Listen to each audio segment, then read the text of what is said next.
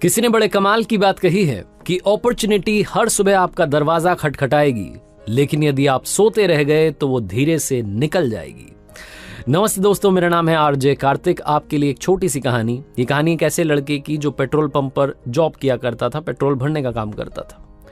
वहां पर जब भी महंगी गाड़ी आती थी, महंगी कार आती थी, तो उसके मन में आता था, एक इच्छा होती थी कि ऐसी गाड़ी मेरे पास में होनी चाहिए। पता नहीं मैं कब खरीदूंगा, कितने की आती होंगी, बहुत सारी बातें उसके माइंड में चलती थी। एक दिन पेट्रोल पंप पर उस शहर की सबसे महंगी गाड़ी आई। वो देखने में पता चल रहा था कि ऐसी गाड़ी तो हमारे यहाँ पर है ही नहीं। जब वो पेट्रोल भरने लगा तो उस कार को निहारने लगा। उसकी सुंदरता के सामने बेबस हो गया, इससे रहा नहीं गया। पूछ लिया इसने, जो अंदर आदमी बैठा हुआ था उससे, कि सर एक बात बताइए, ये गाड़ी कितने की है? जो कार का मालिक था उसने बोला कि 80 लाख की गाड़ी है। ये हक्का बक्का रह गया, हैरान हो गया। इसने पूछा, सर मतलब शब्द भी नहीं बन पा रहे थे, वाक्य नहीं बन पा रहे थे। बोला कि कैसे, कितने की, कैसे आई? जो अंदर बैठा हुआ था उसने बोला कि कैसे आई? बिजनेसमैन हूं भाई, बिजनेस कर रहा हूं, धीरे धीरे मेहनत करके यहां तक पहुंचा और आज मैंने ये गाड़ी खरीदी है और तुम भी खरीद सकते हो। उसने अपने वॉलेट में से एक विजिटिंग कार्ड निकाला और इस लड़के को दे दिया। बोला कि एक काम करना, इस पर एक नंबर है, मेरा नंबर है, मुझे कॉल करना, मैं तुम्हें यहां तक पहुंचाऊंगा, बस मुझे कॉल लगाना, फिर सारी बात करेंगे, अभी मैं जल्दी में हूं। ये बोल करके वो निकल गया। इस लड़के के पास में विजिटिंग कार्ड आ चुका था, उस पर नंबर लिखा था उस आदमी का जो इसे बड़ा आदमी बनाने वाला था। लेकिन इसके दिमाग में चलने लगा कि ऐसे थोड़ा ना कोई बड़ा आदमी बन जाता है। पता नहीं क्या गलत काम करवाएगा, गलत धंधे करता हुआ, पता नहीं क्या करता हुआ, मेरी जिंदगी तबाह हो जाएगी, ये वो पता नहीं क्या सोचता रहा। 4-5 घंटे तक, जब तक इसकी ड्यूटी वहां पूरी नहीं हुई, तब तक ये यही उधेड़ बुन में लगा रहा कि कॉल करूं कि ना करूं, क्या करना चाहिए।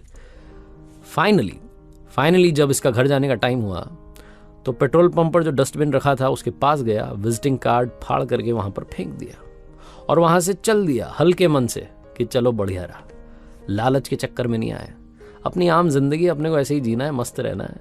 इसी खुशी में घर चला गया। अगले दिन फिर से आया, फिर से महंगी गाड़ी आने लगी। वो सपना तो माइंड में था कि मुझे महंगी कार खरीदनी है, लेकिन अब पूरा कैसे होगा? मौका तो आया था, वो चला गया। इसने समझ लिया कि अपने बस की बात नहीं, अपन छोड़ो, अपन मस्त रहो, यहाँ पे नौकरी करने। 2 साल, 3 साल, 4 साल, 5 साल बाद में उस पेट्रोल पंप पर वैसी ही एक और महंगी गाड़ी आई। लेकिन उस महंगी कार में अब की बार दूसरा आदमी बैठा था, जिसने कहा भैया पेट्रोल भर दो। कोइंसिडेंटली यही था जो पेट्रोल भरने वाला लड़का था। इसने पेट्रोल भरा।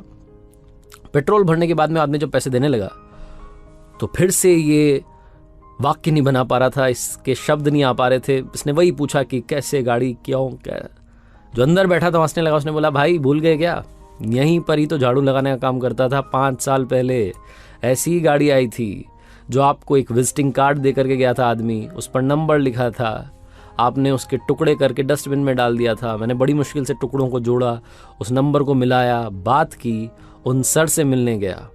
उन्होंने मुझे बिजनेस करना सिखाया। पहले तो ऐसे एम्प्लॉय के तौर पे मुझे रखा, फिर लीडर बनाया, टीम लीडर, ये वो। धीरे धीरे मेरी स्किल से इतने इम्प्रेस हुए कि मुझे आज बड़ा प्रमोशन मिल गया है। और अभी 2 महीने पहले मैंने ये गाड़ी खरीदी है। ये वही 80 लाख वाली गाड़ी।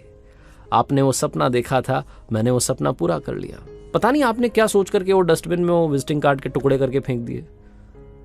मैं तो इसी मौके के इंतजार में था। वो नंबर मेरे हाथ लग गया, मैंने कॉल कर लिया और ये काम हो गया।